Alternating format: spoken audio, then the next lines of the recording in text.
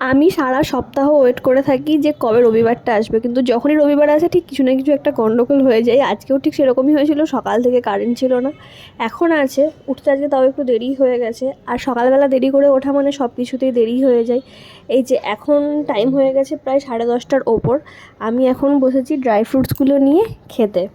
আর পুরো সপ্তাহের বাকি দিনগুলো আমি অফিসে থাকলেও মোটামুটি টাইমে টাইমে খেয়ে নেবার চেষ্টা করি। রবিবারটা হলেই আমার টাইমের একদম 12টা বেজে যায়। এখন প্রায় 11টা বাজতে যায়, বাজার থেকে আসলো। আর আজকে আমি রান্না করবো না, রান্নার চাপটা যেহেতু নেই সেই জন্য আমি একটু নিশ্চিন্ত আছি। চাটা বানিয়ে একটু খেতে বসবো, ব্যাস কারেন্ট চলে গেল। ওই জন্য আমরা সোজা ছাদে চলে এসেছি চা খেতে খেতে। শুধু চা না, চায়ের সাথে আবার একটু মুড়িও খেয়ে নিলাম। আর এখানে তো শুধু বসে থাকলে হবে না, কারণ দুপুরের খাওয়াটা না হলে তো একদম বিকেল হয়ে যাবে। তো সেই জন্য রান্নাবান্নার জোগাড়ে হাত লাগিয়ে দিয়েছি।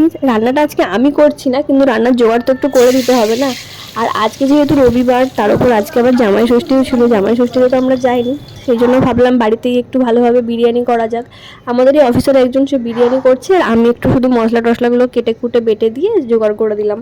আর বিরিয়ানির সব কিছু জোগাড় করা থাকলে রান্না করতে আর কতক্ষণ। ভেবেছিলাম আজকে খুব বৃষ্টি হবে, কারণ পরপর কদিন দুপুরবেলা তাই হচ্ছিল, আর ভালোভাবে বিরিয়ানিটা খেতে পারবো। কিন্তু একদমই বৃষ্টি হচ্ছে না। আমরা না হয় কিছু সেরকম খাবো না, বিরিয়ানি খাবো, কিন্তু যেসব জামাইগুলো আছে ষষ্ঠী করতে গেছে তার শাশুড়িরা তো আমার মায়ের মতোই ডজন খানেক বাটি সাজিয়ে দেবে, তাদের খেতে এই গরমে কত কষ্ট হবে। আমি তাই সেটাই ভাবছি, আর খেতে খেতে আমরা ওটাই আলোচনা করছিলাম। সকাল থেকে যেহেতু আজকে ভালোভাবে খাওয়া হয়নি, আমার খুব জোর খিদে পেয়ে গিয়েছিল। আর সত্যি বলছি, বিরিয়ানি চিকেন কষার জাস্ট জমিয়ে খেয়েছি, এত সুন্দর টেস্ট হয়েছিল। একদম ঘরোয়াভাবে বিরিয়ানিটা সিম্পলভাবে তৈরি করা হয়েছিল।